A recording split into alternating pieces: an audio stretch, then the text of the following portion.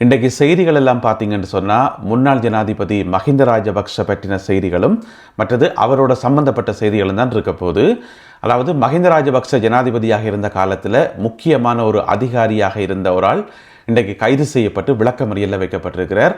அது சம்பந்தமாக விரிவாக விளக்கமாக பார்க்கலாம். அதோட மஹிந்த ராஜபக்ஷவால் பாவிக்கப்பட்ட ஒரு ரகசிய அறை, மர்ம அறை சம்பந்தமாக ஒரு சில முக்கியமான தகவல்களும் புகைப்பட ஆதாரங்களும் வெளியாகி இருக்கின்றன. எனவே அது குறித்து பார்க்கலாம். மஹிந்த ராஜபக்சவினுடைய மற்றும் ஒரு நெருங்கிய சகாவாகிய சாமர சம்பத், நல்லமா சாமர சம்பத் அவர்களுக்கு எதிராக வழக்கு பதிவு செய்யப்பட்டுள்ளது. அது குறித்தும் பார்க்கலாம். ரணில் விக்ரமசிங்க சொல்லியிருக்கார், நான் அரசியலை விட்டு ஒதுங்கிட்டேன், அரசியலையே இல்லை என்று சொல்லியிருக்கார். அது என்ன புதுக்கதையா இருக்கு? எனவே அது குறித்தும் பார்க்கலாம். இந்த செய்திகள் உட்பட மேலும் ஒரு சில செய்திகளும் தகவல்களும் இன்றைய காணொளியில் காத்திருக்கின்றன.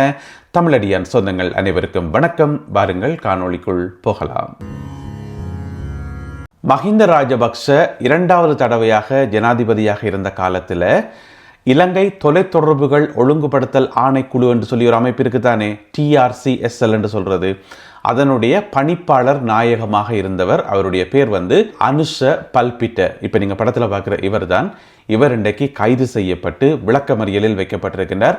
பிப்ரவரி மாதம் 6ஆம் தேதி வரைக்கும் விளக்கமறியலில் வைக்கப்பட்டிருக்கார். என்ன நடந்திருக்குன்னு சொல்லி பார்ப்போம். லஞ்ச ஊழல் ஆணைக்குழுவில் இவருக்கு எதிராக வழக்கு விசாரணைகள் நடந்து கொண்டிருந்தது. இவ்வளோ காலமும் விசாரணைகள் நடந்து கொண்டிருந்தது. அப்போ இன்றைக்கு வாக்குமூலம் கொடுக்கறதுக்கு போயிருந்தவர் போன இடத்துல லஞ்ச ஊழல் ஆணைக்குழு அதிகாரிகளால் கைது செய்யப்பட்டு உடனடியாகவே கொழும்பு நீதவான் நீதிமன்றத்தில் முற்படுத்தப்பட்டார். அங்கே அவருக்கு எதிரான விசாரணைகள் நடந்து கொழும்பு பிரதம நீதவான் அசங்க எஸ் போதராகாம என்ன தீர்ப்பு சொன்னவர் என்று சொன்னால், பிப்ரவரி மாதம் 8ஆம் தேதி வரைக்கும் அவரை விளக்கமறியலில் வைக்க சொல்லி. ஏன் விளக்கமறியலில் வைக்க சொன்னவர் என்று சொன்னால், அவருடைய நடவடிக்கைகளை பார்க்கக்குள்ள அவர் சாட்சிகளை மிரட்டுவதற்கான வாய்ப்புகள் இருக்குது, சாட்சிகளை மாற்றி அமைக்கிறதுக்கான வாய்ப்புகள் இருக்குது. எனவே அவரை வெளியில விட்டா, அவரை பிணையில விட்டா ஆபத்து இருக்குது.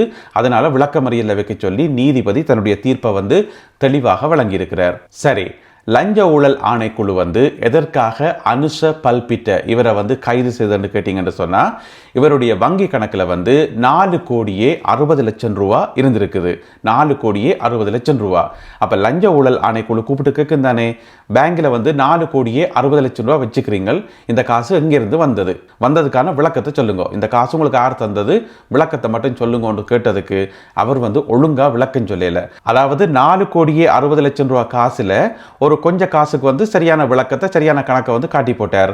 அங்கால 1,10,00,000 ரூபா மிஞ்சுது, அதுக்கு சரியான விளக்கம் சொல்லல.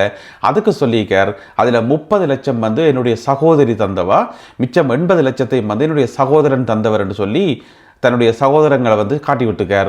அப்ப லஞ்ச ஊழல் ஆணைக்குழு சும்மா இருக்குமோ? இல்லை. அந்த சகோதரியையும் அந்த சகோதரனையும் கூப்பிட்டு விசாரிச்சிருக்கணும். என்ன உங்களோட அண்ணாக்கு 30 லட்சம் ரூபா கொடுத்தீங்களா, நீங்க 80 லட்சம் ரூபா கொடுத்தீங்களா, என்ன மாதிரி என்று சொல்லி லஞ்ச ஊழல் ஆணைக்குழு கேட்டிருக்குது.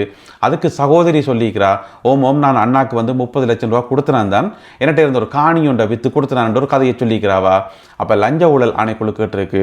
சரி, காணியை வித்துன்னு சொன்னீங்களே, அந்த காணி எங்க இருக்குது, எந்த மாவட்டத்தில், எந்த ஊர்ல, எந்த பகுதியில் இருக்கு, காணிக்கு ஒரு அட்ரஸ் இருக்குத்தானே வேணும், அந்த அட்ரஸை சொல்லுங்கன்னு சொல்லி கேட்டோடனே அவ திரு முழிச்சுக்கிறா.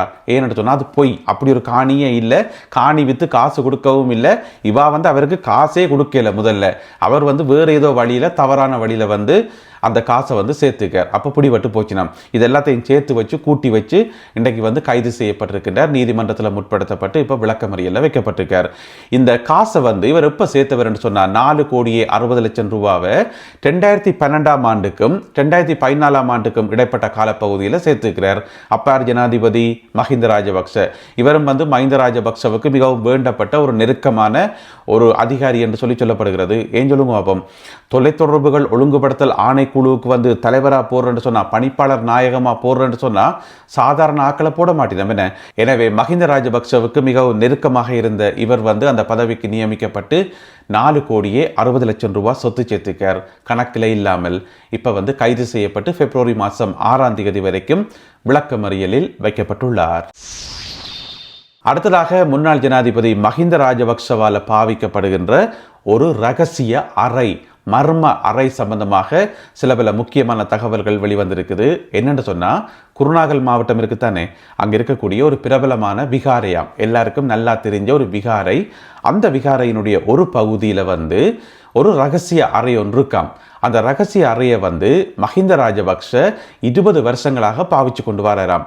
அந்த ரகசிய அறைக்கு போகிறதுக்கு தனியாக ஒரு வழி இருக்காம், பெரிய ஒரு கதவெல்லாம் இருக்காம். அந்த கதவு எப்பயாவது இருந்துட்டு திறக்கும் போது மஹிந்த ராஜபக்ஷ அங்கே வருவார். அப்போ மஹிந்த ராஜபக்ஷ வரப்போறாருன்னு சொன்னால், அந்த விகாரையில் இருக்கக்கூடிய புத்த பிக்குகள் மற்ற பணியாளர்களுக்கு முதலே தகவல் சொல்லப்படுமாம், இந்த மாதிரி முக்கியமான ஒரு ஆள் வாராருன்னு சொல்லி. அப்போ தாங்கள் போயிட்டு அங்கெல்லாம் கிளீன் பண்ணி எல்லாம் துடைச்சி கிடச்சி அங்கே இருக்கக்கூடிய கட்டில் மேத்து எல்லாத்தையும் வந்து தூசெல்லாம் தட்டி கட்டி ரெடியாக வைக்கிறதாம். அதான் தங்களோட வேலை. மஹிந்த ராஜபக்ஷ உள்ளுக்குள்ளே வந்த பிறகு தங்களுக்கு அங்கே போகிறதுக்கு அனுமதி இல்லை, அந்த பக்கமே தாங்கள் போக முடியான்னு சொல்லி அந்த விகாரைக்குள்ள இருக்கக்கூடிய ஒரு பிக்கு ஒரு ஆள் ஆதாரங்களோட வெளிப்படுத்தியிருக்கிறார். அவரால் வெளியிடப்பட்ட படங்களை தான் இப்போ நீங்கள் பார்க்குறீங்க. இந்த அறைக்குள்ள வந்திருந்து மஹிந்த ராஜபக்ஷ அப்படி என்னதான் செய்கிறாருன்னு சொல்லி ஒருத்தருக்குமே தெரியாதாம். அவரோட இன்னும் ஒரு சில ஆட்கள் வந்து அங்கே வந்து போறவையாம். ஆனால் என்ன செய்யணும், ஏது செய்யணும், ஏன் அங்கே வந்திருக்கணும்னு சொல்லி ஒன்றுமே தெரியாதாம். அங்கே யாருக்குமே அனுமதி இல்லையாம். அதோட அந்த அறைக்குரிய கதவிற்கு தானே வெளி கேட், அந்த கேட் வந்து மூடப்பட்டால் உள்ளுக்குள்ளே ஆக்கள் இருக்கிறது வெளியில் தெரியாதாம். ஆக்கள் நிற்கிறதோ அல்லது வாகனங்கள் வந்து நிற்கிறதோ வெளியில் தெரியாதாம். ஏன்னு சொன்னால் அந்தளவு உயரமான பெரிய பாதுகாப்பான இரும்பு கதவு வந்து போடப்பட்டிருக்காம். அது மட்டும் இல்லாமல் அந்த கதவை திறக்காமலேயே மஹிந்த ராஜபக்ஷ வெளியால் போகணும்னு சொன்னால் இன்னும் ஒரு ரகசிய வழி ஒன்று இருக்காம். அந்த அறையில் இருந்து இன்னும் ஒரு ரகசிய அறை ஒன்று இருக்காம். மஹிந்த ராஜபக்ஷ ஏதாவது அவசரம் என்று சொன்னால் அங்கேருந்து தப்பி போகிறதுக்கு. எனவே இப்படியான ஒரு ரகசிய மர்மமான அறையை வந்து 20 வருடங்களாக பாவிச்சு கொண்டு வராராம். அதுவும் விகாரைக்குள்ள மஹிந்த ராஜபக்ஷ என்று சொல்லி அந்த விகாரையைச் சேர்ந்த பிக்கு ஒரு ஆள் வந்து அம்பலப்படுத்தியிருக்கார். எதற்காக இந்த ஒரு அறையை, அதுவும் விகாரைக்குள்ள ஒரு அறையை வந்து மஹிந்த ராஜபக்ஷ பாவிச்சாருன்னு தெரியல. ஏற்கனவே ராஜபக்ஷ ஆக்கள் வந்து நாடு முழுக்க 10க்கும் அதிகமான மாளிகைகள் வந்து கட்டி வச்சிருக்கணும்னு சொல்லி, எல்லா இடமும் அவைக்கு வந்து மாளிகைகள் இருக்குன்னு சொல்லி ஜனாதிபதி அனுரகுமார திசாநாயக்கா கூட யாழ்ப்பாணத்தில் ஒருக்கா உரையாற்றியக்குள்ள போன வருஷம் நக்கலா சொல்லியிருந்தவர், கமலஹாசனுடைய தசாவதாரம் படம் மாதிரி நாடு முழுக்க மாளிகைகள் கட்டி வச்சிருக்கணும்னு சொல்லி, ஆனால் எனக்கு எந்த விதமான மாளிகையும் தேவையில்லை, நான் எடுத்துக்கொள்ள மாட்டேன் என்று சொல்லி அப்போ சொல்லியிருந்தவர். எனவே அந்த மாளிகைகள் இருக்கிறது போதாது என்று சொல்லி இப்போ பிகாரைக்குள்ளே வந்து ரகசிய அறை கட்ட வேண்டிய தேவை என்னன்னு சொல்லி, என்னண்டா மஹிந்த ராஜபக்ஷவை பற்றின ஒரு தகவல் வந்து கனகாலமாக சொல்லப்படுது.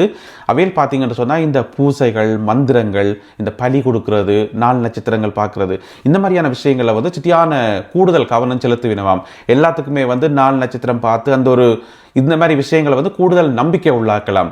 ஏன்னு சொன்னால் 2023ஆம் ஆண்டிலேயும் ஒரு செய்தி வந்தது, கொழும்பில் இருக்கக்கூடிய பொதுஜன பெரமுன அலுவலகத்தில் வந்து நீண்ட நாட்களாக வந்து பூசை நடந்ததாம். பூசைகள், கழிப்பு கழிக்கிறது, பிறகு வந்து தாயத்துக்கள் கட்டுறது, இந்த மாதிரியான சடங்குகள் வந்து கொழும்பில் இருக்கக்கூடிய மொட்டு கட்சியினுடைய அலுவலகத்தில் நடந்ததாம் என்று சொல்லி 2023ஆம் ஆண்டில் செய்திகள் வந்திருந்தது.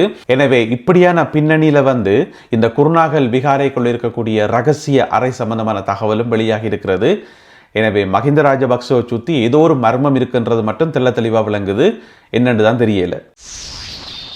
மற்றும் ஒரு முன்னாள் ஜனாதிபதி ரணில் விக்ரமசிங்க இன்றைக்கு திடீரென்று சொல்லிவிட்டார், நான் வந்து அரசியலையே இல்லை, அரசியலை விட்டு ஒதுங்கிட்டேன் என்று சொல்லி. இன்றைக்கு பார்த்தீங்கன்னு சொன்னால் அஸ்கிரிய மற்றது மல்வத்து பீடாதிபதிகளை சந்தித்து, அதாவது மகாநாயக்க தேரர்களை சந்தித்து ரணில் விக்ரமசிங்க ஆசீர்வாதம் பெற்றிருந்தவர். ஆசீர்வாதம் பெற்று வெளியில் வரைக்குள்ள ஊடகவியலாளர்கள் வந்து சில பல கேள்விகள் கேட்டது. எந்த ஒரு கேள்விக்கு வந்து அவர் பதில் சொல்லவே இல்லை. ஒரே ஒரு பதிலாம் சொன்னவர். அது என்ன பதில் என்று சொன்னால், நான் இப்போ அரசியலில் இல்லை, அரசியலை விட்டு ஒதுங்கிட்டேன் என்று சொல்லி. உண்மையாக தான் சொன்னாரா அல்லது ஏதாவது கோவத்தில் சொல்லி போட்டு போனாரோ தெரியல. ஏன்னு சொன்னால் இன்றைக்கு சொல்லுவார் நான் அரசியலை விட்டு வெளியில் போயிட்டேன் என்று சொல்லி, பிறகு நாளைக்கு வந்து சொல்லுவார் சிச்சி நான் இங்கே வெளியில் போனான், நான் தான் இப்போ எதிர்கட்சி தலைவர் என்று சொல்லி சொன்னாலும் சொல்லுவார் சிலவில். எனவே அப்படியான வாய்ப்புகளும் இருக்குது. எனவே இன்றைக்கு ஊடகவியலாளர்கள் கேட்ட கேள்விக்கு அப்படி ஒரு பதிலை சொல்லியிருக்கார், நான் அரசியலையே இல்லை என்று சொல்லி முன்னாள் ஜனாதிபதி ரணில் விக்ரமசிங்க. பாராளுமன்ற உறுப்பினரும் நல்லம்மா என்ற சொல்ல வந்து அடிக்கடி உச்சரிப்பவருமாகிய சாமர சம்பத் தசாநாயக்க அவருக்கு எதிராக இன்றைக்கு குற்றப்பத்திரிகை தாக்கல் செய்யப்பட்டிருக்கிறது. என்ன காரணம்ன்றதை நீங்களே ஊகிக்கலாம். கட்டாயம் லஞ்சம் தான், வேறு ஒன்றுமே இல்லை, லஞ்சம் வாங்கினார். எனவே கொழும்பு உயர்நீதிமன்றம் என்ன சொல்லியிருக்கிறது சொன்னால், இன்றைக்கு உங்களுக்கு விசாரணை இல்லை, ஆனால் நாங்கள் என்றைக்கு கூப்பிட்றோமோ அன்றைக்கு விசாரணைக்கு வரணும் என்று சொல்லி பாராளுமன்ற உறுப்பினர் சாமர சம்பத் தசாநாயக்காவுக்கு சொல்லியிருக்கிறது. அவர் வந்து அடிக்கடி நல்லம்மா என்று சொல்லி கேட்டுக்கொண்டிருப்பார். ஆனால் அவர் வந்து கடந்த காலத்தில் செய்த எதுவுமே நல்லதில்லை. ஒம்தானே. நல்லது அன்பான உறவுகளே, இத்துடன் இன்றைய செய்திகளும் தகவல்களும் நிறைவு பெறுகின்றன. இந்த காணொலியில் பகிர்ந்து கொள்ளப்பட்ட செய்திகள் தொடர்பான உங்களுடைய கருத்துக்களை மறக்காமல் கீழே எழுதுங்கள். மீண்டும் சந்திப்போம். நன்றி, வணக்கம்.